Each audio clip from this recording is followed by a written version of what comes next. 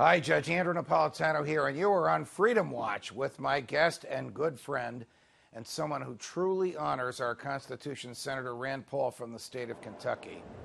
Senator, as you know, you and I were together yesterday. You invited me to testify before your Federal Spending Oversight Subcommittee regarding the separation of powers and who should declare war.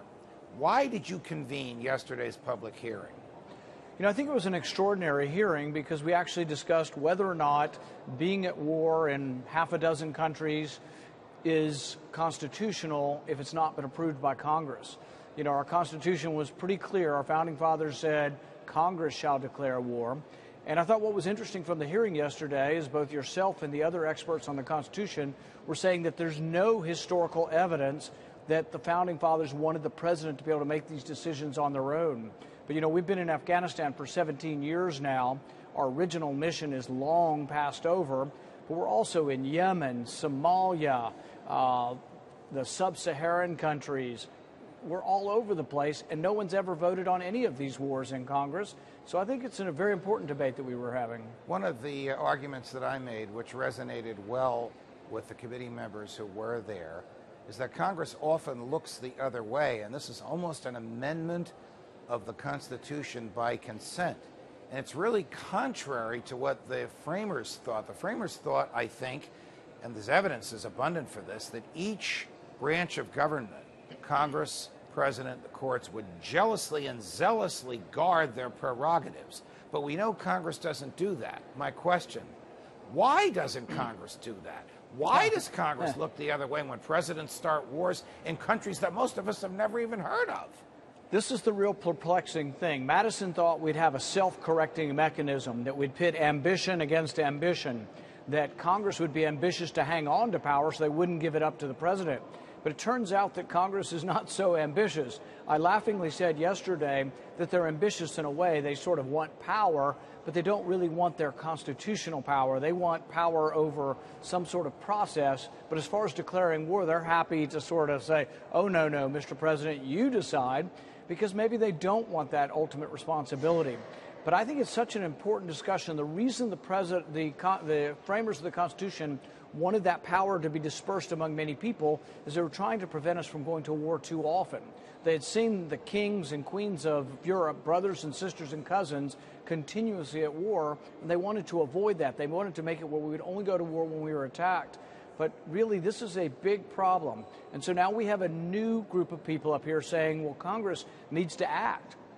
So Senators Corker and Kaine have introduced a new authorization to use force, but unfortunately their authorization says to the president, hey, you decide who we're at war with, and then we'll send us a note and let us know who you decided. But in order to overturn the president's decision, it would take a 2/3 vote by Congress. So we think this turns the Constitution on its head and is really a step backwards, not a step forwards.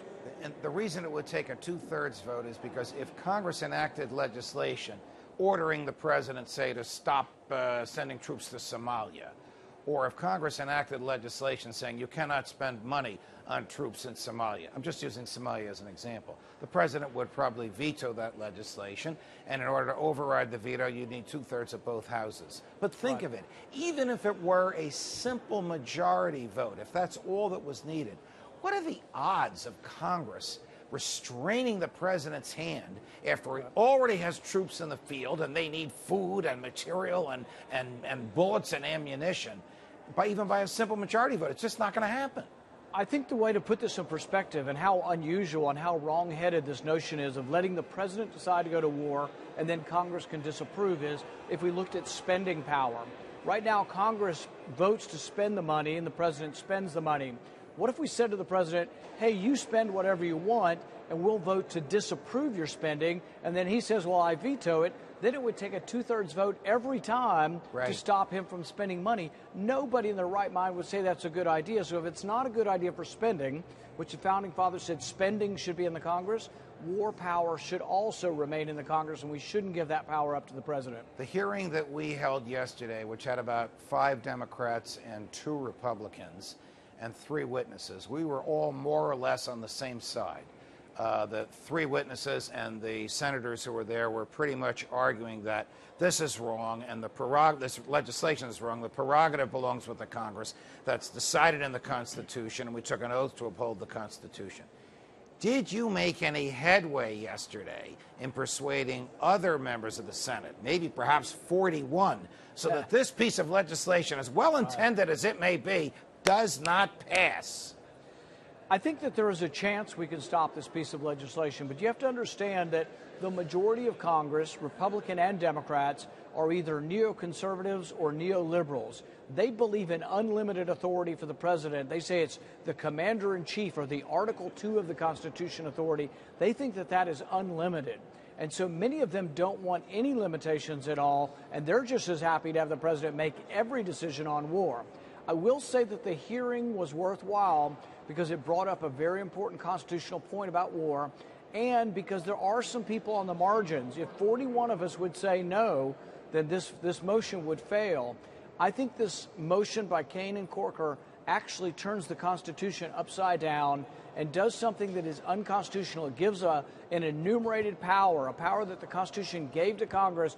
It gives it to the presidency, and that is flat out wrong, and it's unconstitutional. Senator Rand Paul, thank you very much. Always a pleasure. Thank you.